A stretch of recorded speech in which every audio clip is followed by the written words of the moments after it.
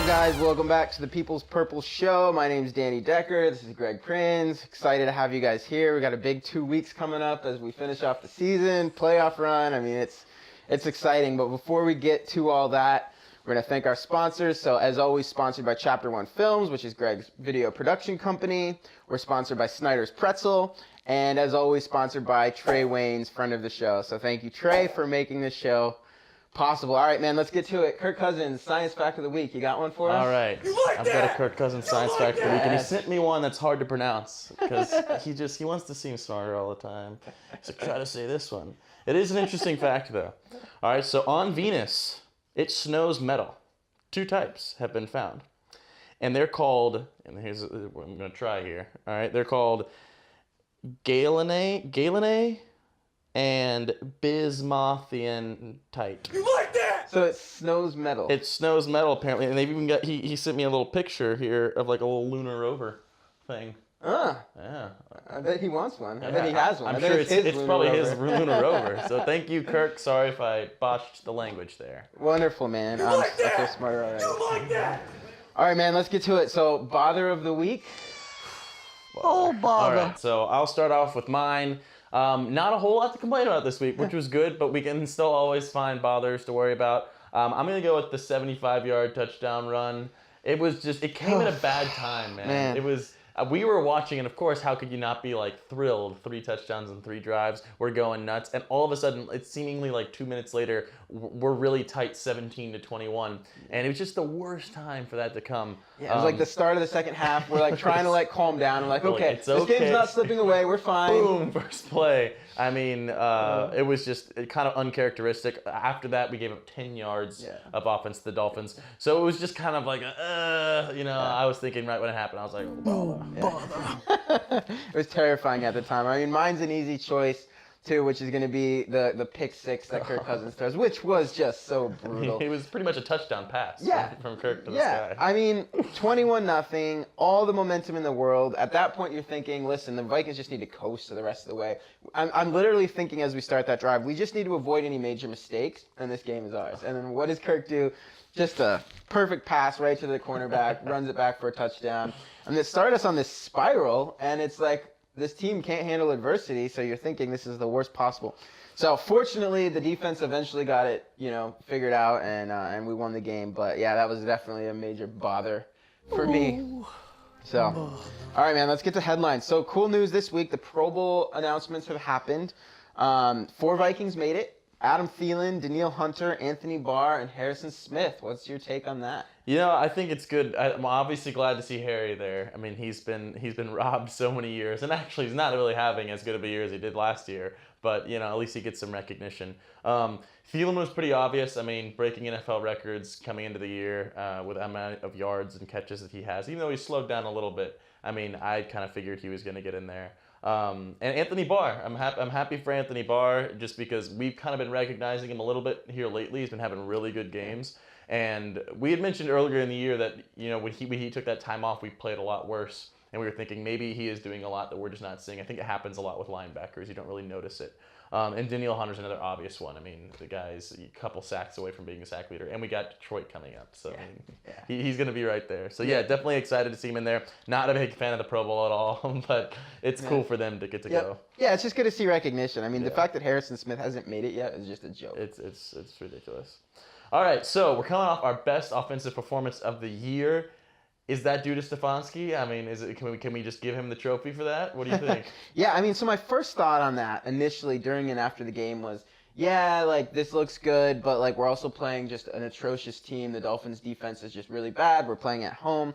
But then I read there were some good articles posted, some good analysis, including one on, I think it was vikingsterritory.com, where they really kind of dove into some of the changes under Stefanski. And there were some significant changes. Probably the biggest is that he ran play action 32% of the time, which was double the rate that we have been using play action so far this year. And Kirk Cousins' passer rating on play action is over 100. He loves it. It helps out our offensive line.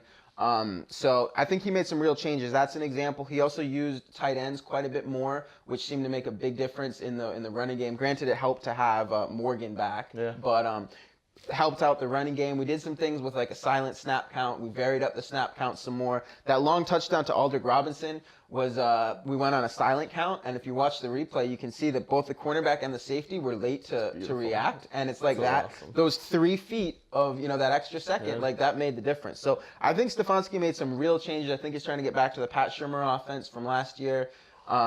So I'm gonna say, like, yes, we played a bad team, but I don't think it was a fluke. So I'm really hopeful that that it can continue. That's awesome. Yeah. All right, so Chicago Bears win the NFC North. Can we skip this one? Oh my gosh. I'm not a big believer in the Bears. I think even still, we have to give them some credit. They won the North. That's good for them. They beat some good teams. They took the Rams out. Some other big wins. I still venture to say that they're only good at home. I'm putting all my money on the fact that we're going to beat them down pretty hard at home. I have a lot of friends that are big Trubisky fans, and I'm like, Trubisky is a bottom 5 quarterback, and I can make that argument to everybody. He is a bottom 5 quarterback, starting quarterback in the league. But, their defense is 100% the real deal. Tariq Cohen is a poor man's Tyreek Hill. I mean, he is that good. I mean, he is absurd. I think he had 2 touchdowns at least last week, one big one in the return game. So, I mean, they definitely have some scary pieces, but I just don't think that under Mitchell Trubisky they can win a road playoff game. Even a home playoff game against top teams, I think it's still gonna be a different ball game when Trubisky gets into the playoffs. It's just a different animal. So yeah, I'm still a hater of the Bears, but I'll give them a little credit winning the North. It's just who saw that coming? Like, yeah. we all saw this division being between the Vikings and the Packers. And I think, the Khalil Mack trade happened, and we were all kind of like, oh, whatever, they're still the Bears. Man, I think we can't, that, I think that won them the division, honestly. Oh, yeah. I mean, one arm pushing offensive linemen down, and you can't buy that. Yeah. So. Yeah. All right, so the NFC playoff picture, it's not where we'd like to be. We'd like to be fighting for the division, but now we're fighting for a wild card. We're a half game now because they lost behind the Seahawks, but we got a couple teams on our tail, a half game behind. What are your thoughts? Yeah, well, I think we're so lucky. I think we can't understate how lucky we are to be in position to make the playoffs right now. I mean, and if we were over in the AFC, we'd be, with our record, we'd be in some trouble. So yeah, but the Seahawks lost, so there's the potential to catch them and get the 5 seed. That'd be nice. We have to win out. If we lose a game and either the Eagles or Washington win out, they'll catch us. Yeah. And they play each other in week 17. So one of them is guaranteed to win. So we really need to be rooting for both of them to lose this week to give us some breathing room. But it really just comes down to the Vikings just need to win. There's a whole host of possible opponents we could play. The most likely first-round opponent is the Bears. There's also a possibility of us playing the Rams. We could have, and all of these are road games. We could also play Philadelphia. We could also play Washington. I think those are the main possibilities. Cowboys. So real quick, and the Cowboys. The Cowboys could drop into the wild card. Who would your preferred opponents be? Well, I think the good home teams there are the Bears, obviously, and probably Philly. Yeah. I wouldn't mind playing the Redskins first round. Yeah. I think that would be a gift. I don't think that'll happen. I would love to play the Cowboys. Yeah. I don't think they're the real deal. Got shut out last week by the Colts. Yeah. I don't really believe in Dak Prescott that much. Their home field Plus, advantage. it's an indoor stadium, which is nice. And I think we're playing much better ball than they are. Even though they beat the Rams, we're kind of seeing that the Rams are struggling against a lot of teams. Yeah. Definitely either the Cowboys or the Redskins. Wouldn't want to see the Eagles if they start playing good and get in there. I wouldn't really want to see the Bears. Yeah. And I think, to be honest, the Rams wouldn't be a bad team to play. Yeah. They're falling fast and they do not have any fans at their stadium. Yeah. No, I'm 100% with you. I think my least favorite would be Chicago or Philadelphia just because they're good home field teams. But so it's going to be a wild couple weeks, So we're obviously, we got to win out and we really want to see Philadelphia and Washington lose. Man. So. All right, man, you got a Chronicles of Kirk for us this week? All right, so we like to keep up with our main man, Kirk Cousins. We tune into his podcast quite frequently and usually find some good content on there. And this week, man, I mean, it was such a bold thing to say. So Kirk Cousins, as you know, runs a podcast, and sometimes he has his own players on board. And he starts this podcast off this week by saying it's great to start the work week off with a win. You like that? As if he's coming into work to do his podcast. He's like, it's easier to come to work on a Monday after we won on Sunday. I mean, that's something that I say when I go into work. Right. I'm like, oh, it's great with the Vikings win to now go into work. And that's what he's saying too. But he's a starting quarterback. And he just doesn't, I mean, we say it all the time, but he just doesn't get it. I mean, he just doesn't realize that he's a starting NFL. He brought Diggs on, and he's like, Diggs is so cool, dude. And like the whole, like, dude, come on. It's too funny, man. It's like I said to you earlier, like fans all fantasize about being like the starting quarterback, and like Kirk Cousins like fantasize about being an accountant. He's like, I just want to come into the office and like cheer on my Vikings and I'm so much happier on a Monday. Gosh. It's like, no, dude, your work week is a Sunday. Like your main thing is Sunday. Like it doesn't, whatever. It's too funny. So we've been frustrated with Kirk lately. He's awesome when he's playing great. We think it's hilarious when he's playing bad. We hate it. So we'll keep continuing giving you information on Kirk Cousins as we listen to his podcast in the future. Perfect, man. All right, so our buddy Uncle Louie wrote in. And, see how he's handling the win that we had on Sunday. For real. So he starts off with, this looks like almost a dictionary like definition here. So let's see what this is all about. Iron pyrite, also known as fool's gold, is a gold-colored mineral that is often mistaken for real gold. Pyrite is a brass yellow mineral with a bright metallic luster. Though it looks like real gold, it's not. In fact, it's completely worthless. Kind of like this Minnesota Vikings team. Sure, you look like the real thing on Sunday, but the Miami Dolphins are the saddest team with a winning record of all time. Call me when you beat somebody that can actually play football. I get it. Right now, the Vikings would be in the playoffs. All they have to do is win their final 2 games to clinch the playoffs. Well, here's how this season is going to end. You will lose one of those 2 games. I can't tell you which, but I promise you will lose one of those games. And you'll watch helplessly, with a sick but very familiar feeling in your stomach, as the Philadelphia Eagles win out, make the playoffs instead of you, and end your season in a cloud of misery and shame. Merry Christmas. Love, Uncle Louie.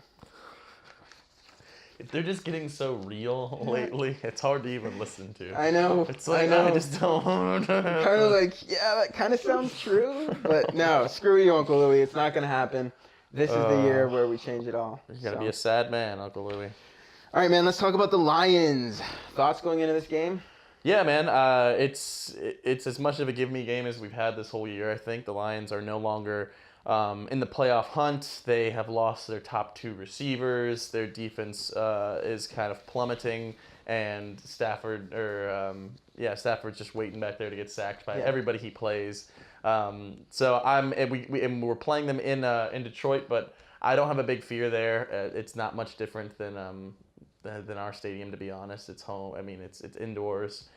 And I just don't see them doing a lot offensively. I mean, I've watched them play against some horrible teams, and it'd just be a miserable game. They're not putting up any kind of numbers like they have the past couple of years, because they usually have a pretty solid offense. But I mean, it's just it's a dumpster fire there. So I don't have a lot of fear. I'm trying to play devil's advocate and try to find their strengths, but I don't know, man. I'm really confident about this one. I think it's going to be a great game again for Stefanski to kind of establish himself. Yep. And then hopefully going back home to play the Bears 100%. And have a good game. No, I couldn't agree more. And in addition to everything you listed off, they also just deactivated Kerryon Johnson for the rest of the year. Oh. So, their best running back threat is gone too, as well as their receivers. And I mean, like you said, Stafford is just a sack waiting to happen. That offensive line is so bad. So I like Danielle Hunter's chances to take the sack lead. I want him to. Get maybe 3 or 4 sacks. To me, this is an interesting game. It's really just one of those things where, if we are going to be a playoff team, there's just no excuses. We just have to go take care of business. We should beat them by 2 or more scores. Mm-hmm. It really shouldn't be a close game. We match up well with them. It's indoor. I've been thinking about it. I feel like it's playing outdoors has been tough for us the last couple of years. But when we go on the road, but we at least still get to play indoors, I feel like that's just better suited for our fast-paced offense, and it seems like our defense plays great indoors as well. So, yeah, there's just no reason we should lose this game. So, all right, man, but if we do lose, why?